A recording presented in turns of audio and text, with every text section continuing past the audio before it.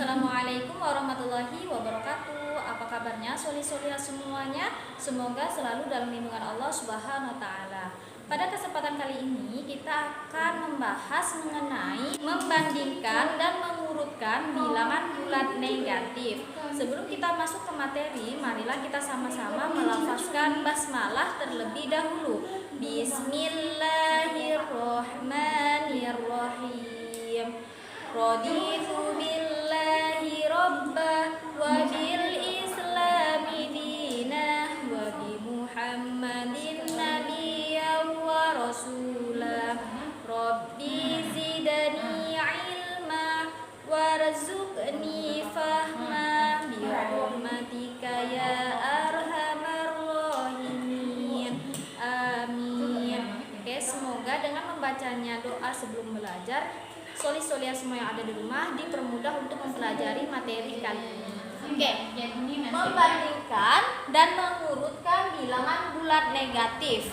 Ada 3 cara. Coba perhatikan. Yang pertama, bilangan bulat positif lebih besar dari bilangan bulat negatif. Seperti yang kita ketahui, semakin ke kanan dalam garis bilangan, maka nilainya akan semakin besar. Semakin ke kiri suatu bilangan, maka nilainya akan semakin kecil. Begitu juga di sini, bilangan bulat positif lebih besar dari bilangan bulat negatif. Seperti contoh misalnya 3 lebih besar dibandingkan dengan negatif 3. Contoh lagi misalnya 1 lebih besar jika kita bandingkan dengan negatif 3. Pokoknya setiap bilangan positif itu pasti nilainya akan lebih besar jika kita bandingkan dengan bilangan negatif. Contohnya positif 1 nilainya lebih besar jika kita bandingkan dengan negatif 5 dan seterusnya. Kemudian yang kedua, jika ada 2 bilangan positif, maka yang lebih besar adalah yang bilangan pokoknya lebih besar. Contoh misalnya 200 lebih besar dari 100 dan seterusnya. 10 lebih besar dari 5. 6 lebih besar dari 3. Kalau dua-duanya bilangan positif, maka akan lebih mudah untuk kita membandingkannya. Yang terakhir, jika ada 2 bilangan negatif, maka yang lebih besar adalah yang bilangan pokoknya lebih kecil. Oke.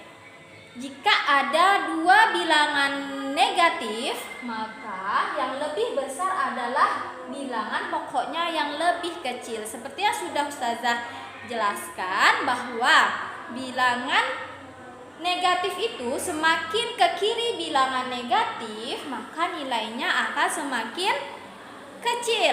Walaupun angkanya semakin besar, kalau dia negatif, nilainya akan semakin kecil. Maka jika ada 2 bilangan bulat negatif, maka yang lebih besar adalah yang bilangan pokoknya lebih kecil. Contoh misalnya negatif 3 lebih besar dari negatif 5, seperti itu.